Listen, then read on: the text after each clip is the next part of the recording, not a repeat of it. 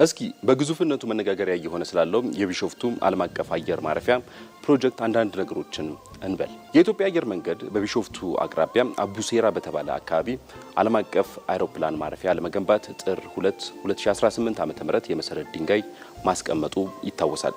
ይህ ግዙፍ አውሮፕላን ማረፊያ 3500 ሄክታር መሬት ላይ የሚያርፍ ነው።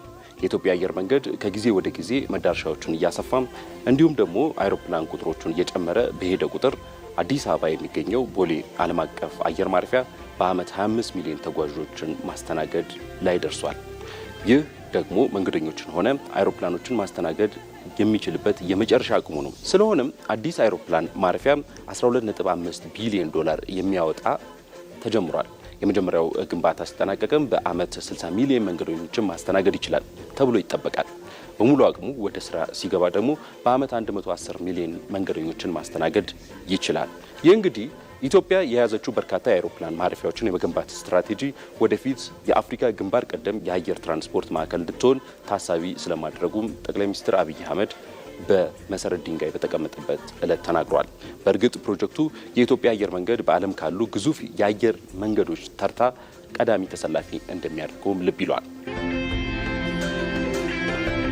በአፍሪካ ታሪክ ትልቁ የአየር ትራንስፖርት መሰረተ ልማት እንደሚሆንም ነው የሚገለጸው። ይህ ደግሞ ከኢትዮጵያ ሀገራዊ የኢኮኖሚ ሪፎርም፣ የኢንዱስትሪ ማስፋፊያ አጀንዳ ከረጅም ዘመን የአቪዬሽን ስትራቴጂ ጋር የተናበበ ነው። ስለሆነም ፕሮጀክቱ የኢትዮጵያ አየር መንገድ ዓለም አቀፍ ተወዳዳሪነትን ያጠናክራል ተብሎ ይታሰባል። በአፍሪካ አህጉራዊ ነፃ ንግድ ቀጠና ማዕቀፍ የአፍሪካም የማገናኘት አቅምንም ይጨምራል።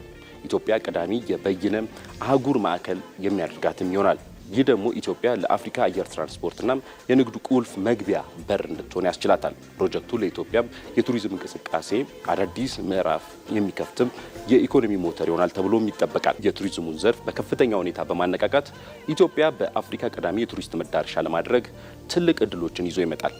በኢትዮጵያ በተለያዩ ቦታዎች አዳዲስ እየተገነቡና እየተገነቡ ካሉ የቱሪስት መዳረሻዎችና አዲስ አበባ የዲፕሎማቲክ መዲና ከመሆኗ ጋር ተዳምሮ የኮንፈረንስ ቱሪዝምን ማሳደግ ኢትዮጵያ የዓለም አቀፍ ስብሰባዎች ማዕከልነቷን እንድታጠናክርም ይረዳታል። ፕሮጀክቱ ከቢሾፍቱ ባለፈ ሌሎች የሀገሪቱ ክፍሎች ፈጣን ትስስርን የሚፈጥር ቱሪስቶችም ወደ ተለያዩ የቱሪዝም መዳረሻዎች እንዲጓዙም ያደርጋል። በተለይ ሆቴሎችና ሬስቶራንቶች፣ የትራንስፖርት አገልግሎት ሰጪዎች፣ የቀረጥ ነፃ ሱቆች ተጠቃሚነታቸውንም ያረጋግጣል። በዛው ልክም በቱሪስቶች ቆይታ ልክ የውጭ ምንዛሬ ግኝትም ያሳድጋል። አውሮፕላን ማረፊያው ኢትዮጵያ ከዓለም አቀፍ ገበያ ጋር በከፍተኛ ፍጥነት በማገናኘት የአፍሪካ የንግድ ስብሰባዎችና የኢንቨስትመንት ማዕከልም ያደርጋታል።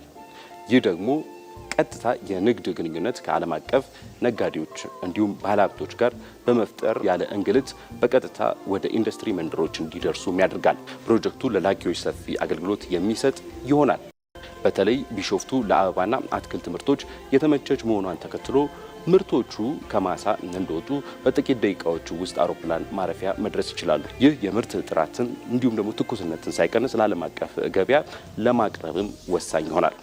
አውሮፕላን ማረፊያው ከአዲስ አበባ ጅቡቲ የባቡር መስመርና ከፈጣን መንገዶች ጋር በመገናኘቱ እቃዎችን ከባቡር ወደ አውሮፕላን ለማዛወር የሚጠፋውን ጊዜና ገንዘብም በእጅጉ ይቆጥባል እንዲሁም ይቀንሳል። እዚህ ጋር ፕሮጀክቱን ተከትሎ አዲስ የሚፈጠሩ መሰረተ ልማቶች የካርጎ አቅምን ታሳቢ የሚያደርጉ መሆናቸው ለማክሮ ኢኮኖሚው ማሻሻል እንዲሁም ለሀገራዊ እድገት የሚኖረውም አዎንታዊ ሚና ከፍተኛ ነው። በግንባታ ዘርፍ ደግሞ ፕሮጀክቱ ከተጀመረ ቀን አንስቶ እስኪጠናቀቅ ድረስ ከፍተኛ የሰው ኃይል የሚፈልግ በሺዎች የሚቆጠሩ ቋሚና ጊዜያዊ የስራ ዕድልን በመፍጠር እንዲሁም ለግንባታ እቃ አቅራቢዎች ሳይቀር ጥቅሙ የጎላ መሆኑ ፕሮጀክቱ በስራ ዕድል ፈጠራም ቢሆን ትልቅ አንድምታ ይኖረዋል።